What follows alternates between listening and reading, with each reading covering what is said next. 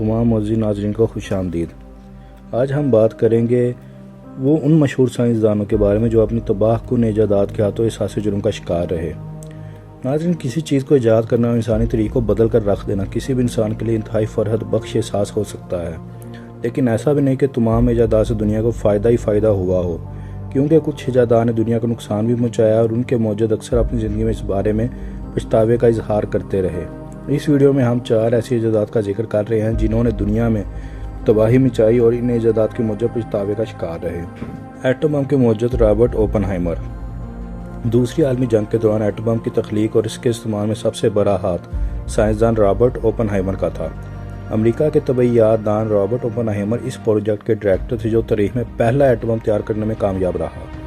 Japan के शहर Hiroshima और नागासाकी पर एटम बम गिराने से पहले 16 जुलाई सन 1945 को न्यू मैक्सिको के एक रेगिस्तान में इसका तजर्बा किया गया और इस ऑपरेशन को ट्रिनिटी का नाम दिया गया था। एक अंदाजे के मुताबिक हिरोशिमा और नागासाकी पर एटम बम हमले में 1.5 से 2.5 लाख अफराद हलाक हुए थे। करिश्माती मगर एक पेचीदा शख्सियत के मालिक रॉबर्ट ओपनहाइमर ने अपने आप को एटमी ज़रात, इलेक्ट्रॉन, प्रोटॉन, न्यूट्रॉन और शुआओं के तवानाई बख्श अमल का मुताला करने के लिए वक्फ कर रखा था। लेकिन इन बरसों में दुनिया में जारी जंगी तनाज़ात की वजह से इनकी पेशा वराना ज़िंदगी ने एक और रुख इख्तियार कर लिया।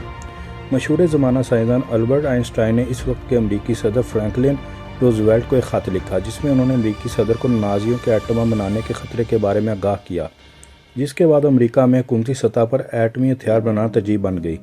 एटमी हथियार बनाने के सारे अमल की सरबराही ओपनहाइमर ने की। वो फौरी तौर पर कुदरती यूरेनियम से यूरेनियम 235 से अलग करने और बम बनाने के लिए इसकी मकदार का तयन करने का अमल का आगाज़ किया। इस काम को अंजाम देने के लिए उन्हें एक लेबॉर्ट्री कायम करने और उसके इंतज़ाम संभालने की हिदायत भी की गई। सन 1943 में उन्होंने न्यू मैक्सिको में लास अल्मोस में इस लेबॉर्ट्री के लिए जगह का इंतखाब किया। ओपनहाइमर को इंतहाई अहम जिम्मेदारी सौंपी गई थी। एटम बम के डिज़ाइन के हवाले और इसके इस्तेमाल से मुतल्लिक अहम फैसलों में उनका किरदार अहम था। इसके अलावा वो इस कमेटी का भी हिस्सा जिसमें यह फैसला किया गया कि इन बमों को कहाँ गिराया जाए। लेकिन इसके बाद कई मौक़ों पर ओपनहाइमर ने हिरोशिमा और नागासाकी में हज़ारों अफराद के मरने पर गहरे दुख का इजहार किया। हत्ता के बम धमाके के 2 माह बाद वो अपने ओहदे से मुस्तफ़ी हो गए। सन 1947 से 1952 तक वो अमेरिका में एटॉमिक एनर्जी कमीशन के मशीर रहे, जहाँ वो जोहरी हथियारों के फैलाव और अमेरिका और सोवियत यूनियन के दरमियान हथियारों की दौड़ को रोकने की वकालत करते रहे। इसके अलावा उन्होंने हाइड्रोजन बम की तैयारी की भी सख्त मुखालफत की, लेकिन इनकी कोशिशें नाकाम रहीं। अपने मुतनाज़ बयानात की वजह से इनकी सिक्योरिटी वापस ले ली गई और आखिरकार इन्हें हासिल सियासी असर और सूख भी छीन लिया गया। 1950 की दहाई के आखिर और 1960 की दहाई के अवाइल में ओपनहाइमर की शख्सियत काफ़ी तलख हो गई थी, क्योंकि उन्हें बहुत सी चीज़ों पर पछतावा था। उनके पछतावे का दायरा हमेशा जंग के बाद की नाकामियों पर मरकूज रहा। इन्हें अफसोस था कि वो हथियारों की रोकथाम के अपने ज़ाय में कामयाब नहीं हो सके।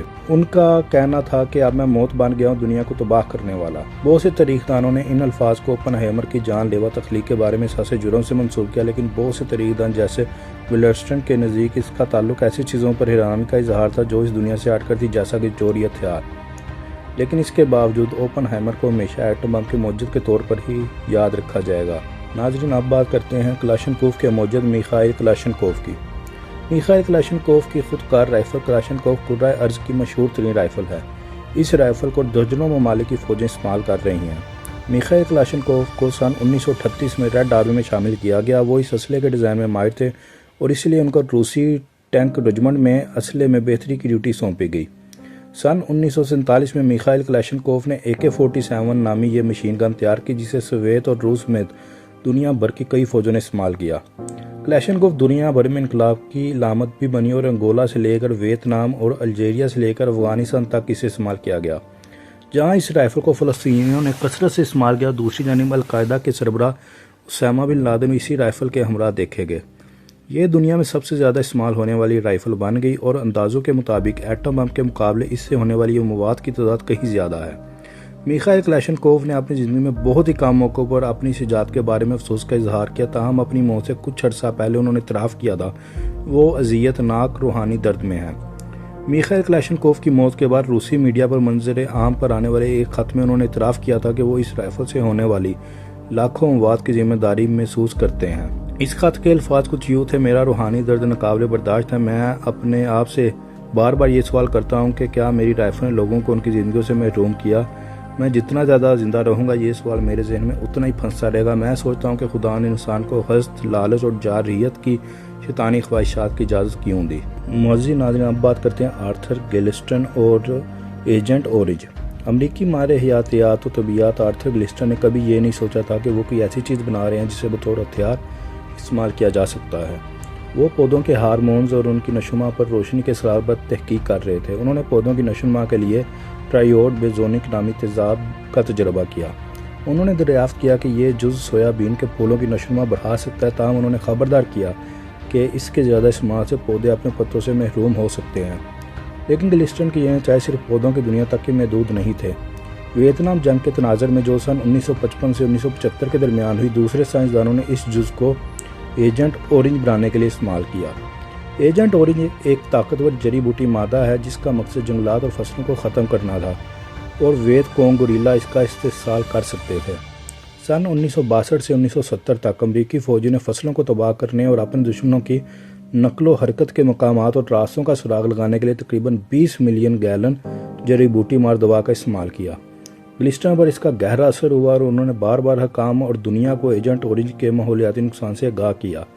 इसके बाद उन्होंने खबरदार किया कि यह जड़ी बूटी मार दवा इंसानों के लिए भी ख़तरा है।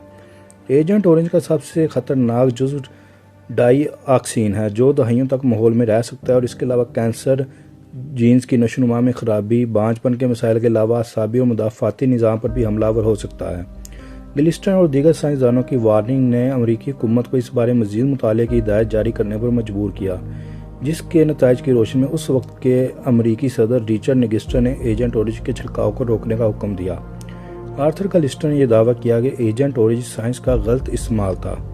उन्होंने ये भी कहा कि साइंस का मकसद इंसानियत का खात्मा नहीं बल्कि इसकी बेहतरी, और मेरे नज़दीक इसको फौजी हथियार के तौर पर इस्तेमाल करना मुनासिब नहीं। नाज़रीन, नंबर 4 पर आते हैं अल्फ्रेड नोबल, जो कि डायनामाइट के मौजद थे। दिसंबर 1896 में स्वीडन के 2 नौजवान इंजीनियरों को इस वक्त इतनी हैरत का सामना करना पड़ा जब उन्होंने अल्फ्रेड नोबल के वसीयतनामे को खोला। अल्फ्रेड नोबल ने अपनी दौलत का ज़्यादातर हिस्सा नोबल फाउंडेशन की तमीर के लिए वक्फ कर दिया था। अपने उस्ताद की हिदायत पर अमल करते हुए रागनार सहलमान और रोडल्फ इजैक्विस्ट ने नोबल फाउंडेशन की बुनियाद रखी, जो दुनिया भर में फिजिक्स, केमिस्ट्री, अदब, आलमी अमन और दीगर शोबों में माहिरीन को मेरिट की बुनियाद पर सालाना अवार्ड से नवाजती है।